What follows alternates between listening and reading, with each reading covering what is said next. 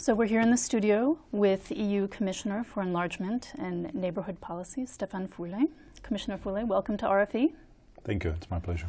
Are you ready to take a whirlwind trip through the European neighborhood? Let's give it a try. Okay, well, let's start in the South Caucasus. You just came back from a trip to Azerbaijan, and this is a country where we've seen continuing government crackdown on civil society and the independent media, and this is particularly true in the run-up to presidential elections later this year. And critics have said that the EU in general, and you in particular, have not been particularly vocal when it comes to censuring the government in Baku, and that perhaps the EU's need for oil and gas is the reason for this. What do you say to that?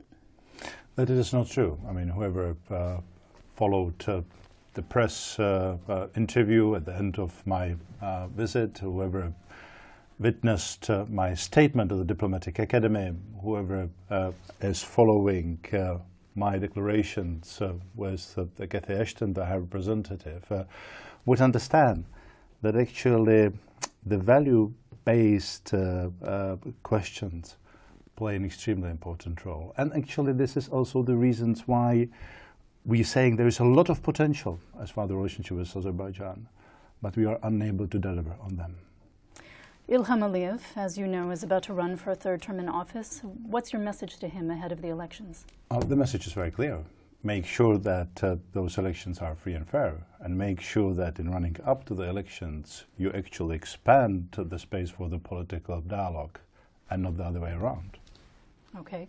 Let's move on to an issue that affects both Azerbaijan and Armenia, and that's Nagorno-Karabakh. Last month, we saw the EU successfully broker a deal between Kosovo and Serbia. How likely is the EU to continue along this path and get more involved in the peace process for Nagorno-Karabakh?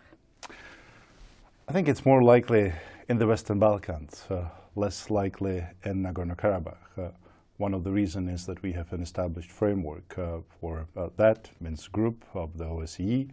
We have also established principles, so-called Madrid principles. But it doesn't mean that the European Union is not stepping up its own role as far as supporting the negotiations, number one. And number two, that we are also more and more sort of engaged in a confidence-building measures, and thus hopefully creating more favorable conditions on the ground. But there is also one more thing.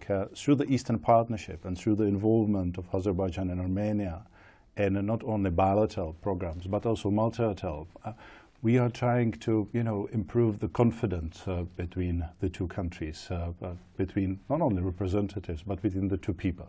This is what is important. This is what is actually the value added of the EU engagement there.